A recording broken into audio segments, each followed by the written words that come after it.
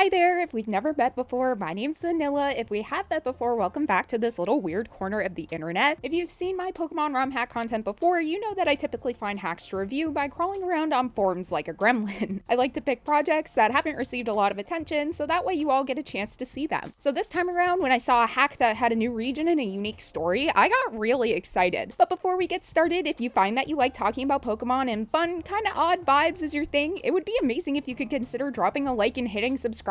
Your support lets me know you like what I'm doing, and it also lets the algorithm know to push my content. Pokemon Dreamstone Mysteries is a hack created by Dismissed, and I'm really sorry if I said that wrong. It's a completed project that, as the name suggests, has a mystery-focused storyline. I've only played 2 hacks with custom regions and stories, and one of them was the demo for Pokemon Lazarus. I had such a great time with that hack. The story was fun, and the battles were slightly challenging, but very manageable on the lowest difficulty. The demo included the first 3 gyms with some side quests to complete as well. The art direction was awesome, and I kind of expected that since Nemo622 is also the creator of Emerald Sea Class, which is another really visually appealing game. Lazarus was really fun, and honestly, I can't wait to play the full release. But if we're talking about completed projects like Dreamstone Mysteries, the last hack I played was Super Mario Mon. And I'll just be straight up with all of you, I didn't have such a great time with it. Mario Mon probably has the best art style I've ever seen, and you can tell a lot of effort and passion went into it. It's custom and based entirely around the Mario universe, but it still looks kind of like Pokemon. But between the odd dialogue and difficulty challenge-oriented game design, it just wasn't really for me. And that's honestly what I go into every hack thinking, it's probably not for me. And that's totally fine because ROM hacks are the product of their creators' ideas. I started prepping myself to look at it objectively, and also take into account what other folks may think about this hack, even if I didn't like it, because that's really important for me to consider. But as soon as the story began, I realized that it was going to be something different. But it's something different in a familiar way, if that makes sense. The graphics reused some assets from Gen 3, but there are also new sprites for gym leaders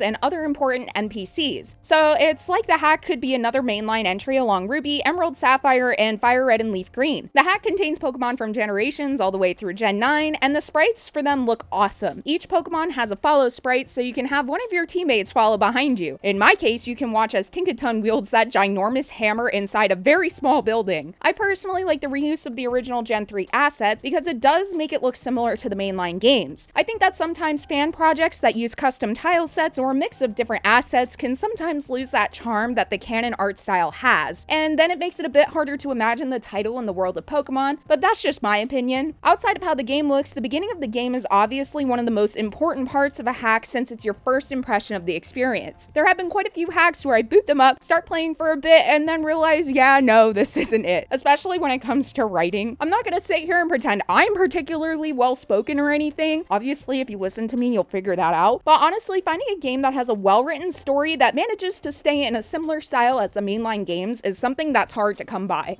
Again, I understand ROM hacks are folks' creative projects, but some of them have dialogue and plots written like, what if Pokemon was made for adults, with stories and dialogue that are written by grown-ups for grown-ups, with death, destruction, apocalyptic wastelands, and some swearing. Like, I don't know, maybe I'm just not tough or mature enough to be able to enjoy them. I think Dreamstone Mysteries is a true story-guided adventure, but in the best way possible. Because of my pervasive ADHD, I really need a compelling story to keep me engaged. Otherwise, my brain just wanders elsewhere. Sometimes I can play games or even watch movies, and if I manage to sit through the whole experience, I can come out remembering hardly anything about what I just watched or played. The other thing I have issues with are stories that just exposition dump on you to further progression. JRPGs sometimes have that problem, but Dreamstone Mysteries doesn't do that. In fact, it's the complete opposite. There's a perfect balance between story and gameplay. Now, I am going to talk about the story a little bit, and for those of you who would like to play without spoilers, I'll do my best. When we first begin the game, we learn that the Cormoria region's Professor Tenebris has gone missing. She's been studying the effects of Dreamstones, which are stones that are able to hold the memories of Pokemon. Professor Tenebris has seemingly taken all of the Dreamstones with her, so we're conscripted by Assistant Professor Rue to go help find the professor and the Dreamstones. Unfortunately, as we're following the path to the stones, the evil Team Somber also wants to have them, because of course evil villains want things that they're not supposed to have. When we arrive at the professor's lab, we're conscripted to go deliver evidence of Professor Tenebris's disappearance to the detectives in Carabrew.